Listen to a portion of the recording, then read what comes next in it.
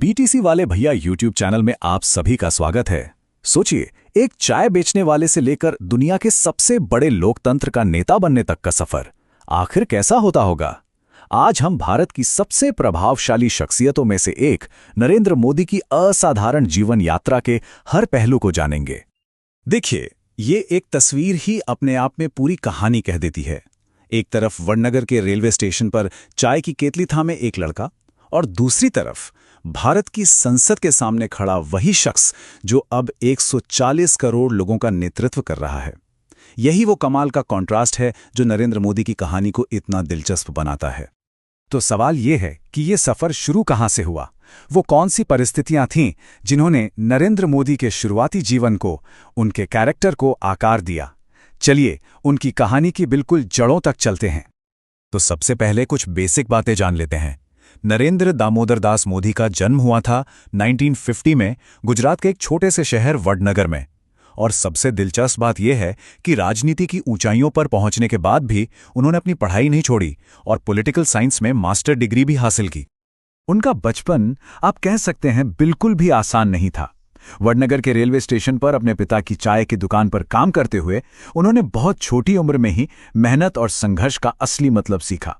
इन शुरुआती अनुभवों ने उन्हें गरीबी को बहुत करीब से देखने का मौका दिया, और शायद यही वजह है कि उनकी कई नीतियों में फोकस अक्सर आम आदमी पर ही रहता है। लेकिन उनकी कहानी सिर्फ संघर्ष की नहीं है। उनके जीवन में एक ऐसा मोड़ भी आया जब उन्होंने सब कुछ पीछे छोड़कर एक बिल्कुल ही अलग रास्ता चुना। एक ऐसा रास्ता जो उन्हें पहले अध्यात्म और फिर राजनीति की दुनिया में ले गया। किशोरावस्था में उन्होंने एक बहुत बड़ा फैसला लिया। उन्होंने घर छोड़ दिया और खुद को खोजने की एक यात्रा पर निकल पड़े। उन्होंने पूरे भारत की यात्रा की, हिमालय के मठों में समय बिताया और आखिरकार राष्ट्रीय स्वयंसेवक संघ यानी आरएसएस में शामिल हो गए। यहीं से उनकी जीवन को एक नई दिशा मिली, जहां उन्होंने एक प्रचारक के रूप में खुद को पूरी तरह से संगठन के लिए समर्पित कर दिया। आरएसएस में कई साल काम करने के बाद 1987 में उन्होंने औपचारिक रूप से बीजेपी ज्वाइन की। उनका जो ऑर्गेनाइजेशनल स्किल था वो इतना कमाल का था कि एक दशक से भी कम समय में वो पार्टी में नेशनल लेवल पर एक बड़ा चेहरा बन गए। और फिर आया साल 2001, जब राजनीति के एक अप्रत्याशित मोड़ ने उन्हें सीधे गुजरात के मुख्यमंत्री की कुर्सी पर बैठा दिया। गुजरात के मुख्यमंत्री के तौर पर उनका कार्यकाल 13 साल लंबा चला। एक ऐसा दौर जिसने उन्हें राष्ट्रीय स्तर पर एक अलग पहचान दी। तो आखिर ऐसा क्या था उनकी इस गुजरात मॉडल में जिसने पूरे देश का ध्यान अपनी ओर खींचा?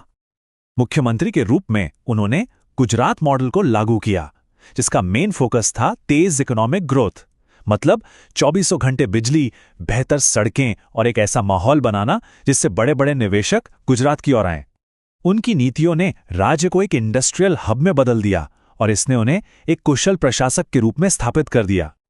गुजरात में उनकी सफलता ने, आप कह सकते हैं, नेशनल स्टेज के लिए जमीन तैयार कर दी थी। अब उनकी नजरें दिल्ली पर थीं। आइए अब देखते हैं कि कैसे एक राज्य के मुख्यमंत्री ने खुद को भारत के प्रधानमंत्री पद के लिए तैयार किया। 2014 का आम चुनाव भारतीय राजनीति में एक भूचाल की तरह था। मोदी के नेतृत्व में बीजेपी ने दशकों में पहली बार पूर्ण बहुमत हासिल किया और नरेंद्र मोदी बने भारत के चौथे प्रधानमंत्री। ये सिर्फ एक चुनावी जीत नहीं थी, ये एक बहुत बड़े राजनीतिक बदलाव का संकेत था। और अगर किसी को ये लगा कि 2014 सिर्फ एक इत्तेफाक था, तो 2019 ने उन सारे शक को दूर कर दिया। इस बार उन्होंने और भी बड़े जनादेश के साथ सत्ता में वापसी की, जिससे ये साफ हो गया कि देश ने उनके नेतृत्व पर अपना भरोसा जताया है। प्रधानमंत्री के रूप में उन्होंने कई बड़ी योजनाओं की एक पूरी सीरीज शुरू की, जैसे स्वच्छ भारत अभियान ने सफाई को एक राष्ट्रीय आंदोलन बना दिया, तो वहीं जन धन योजना ने करोड़ों लोगों को पहली बार बैंकिंग सिस्टम से जोड़ा। उज्ज्वला योजना ने गांव की महिलाओं को धुएं से मुक्ति दिलाई, जबकि डिजिटल इंडिया का लक्ष्य देश को टेक्नोलॉजी के मामले में और मजबूत बनाना था। शायद उनके कार्यकाल का सबसे साहसिक और कह सकते हैं सबसे विवादास्पद फैसला 2016 में आया, नोटबंदी। एक ही रात में 500 और 1000 रुपए के नोटों को बंद कर दिया गया। ये एक ऐसा कदम था जिसने पूरे देश को हिलाकर रख दिया और आज भी इसके असर पर बहस होती है। एक और बड़ा आर्थिक कदम था जीएसटी का लागू होना। इसका मकसद था एक राष्ट्र एक कर की सोच के साथ भारत के जटिल टैक्स सिस्टम को आसान बनाना। हालांकि शुरुआती दौर में इसे लेकर काफी चुनौतियां आईं, लेकिन इसे भारतीय अर्थव्यवस्था के सबसे बड़े सुधारों में से एक माना जाता है।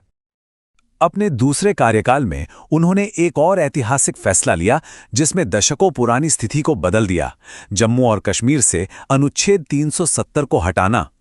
इस कदम ने राज्य के विशेष दर्जे को खत्म कर दिया और इसे भारत के साथ पूरी तरह से एकीकृत कर दिया, जो उनकी पार्टी का एक बहुत पुराना वादा था। लेकिन उनकी कहानी सिर्फ भारत की सीमाओं तक ही सीमित नहीं है। आइए अब देखते हैं कि कैसे उन्होंने अंतर्राष्ट्रीय मंच पर अपनी पहचान बनाई और इस अविश्वसनीय यात्रा का आखिर क्या निष्कर्ष निकलता है।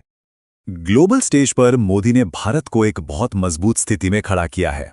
आज उन्हें दुनिया के सबसे शक्तिशाली नेताओं में गिना जाता है, जिन्हें अमेरिका से लेकर रूस और मिडिल ईस्ट तक के देशों से सर्वोच्च सम्मान मिले हैं। और हाँ, उनके ही प्रयासों से योग को अंतर्राष्ट्रीय योग दिवस के रूप में पूरी दुनिया में पहचान मिली। उनके इस पब्लिक इमेज के पीछे एक बेहद अनुशासित निजी जीवन है। वो अपनी सिंपल लाइफस्टाइल, योग और ध्यान के प्रति अपने समर्पण के लिए जाने जाते हैं। साथ ही वो टेक्नोलॉजी का भी खूब इस्तेमाल करते हैं, जिससे वो सोशल मीडिया पर दुनिया के सबसे ज्यादा फॉलो किए जाने वाले नेताओं में से एक बन गए हैं।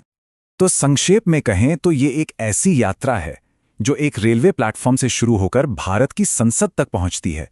ये कहानी है जिद की, जुनून की और महत्वाकांक्षा की।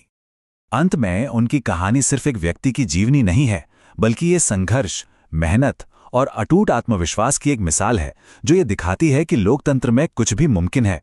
उनकी विरासत और उनके फैसलों पर आने वाले कई सालों तक चर्चा और बहस होती रहेगी। ऐसे ही और वीडियोस के लिए बीटीसी वाले भैया यूट्यूब चैनल को सब्सक्राइब जरूर करें। मिलते हैं अगले वीडियो में, तब तक के लिए टाटा बाय नमस्कार।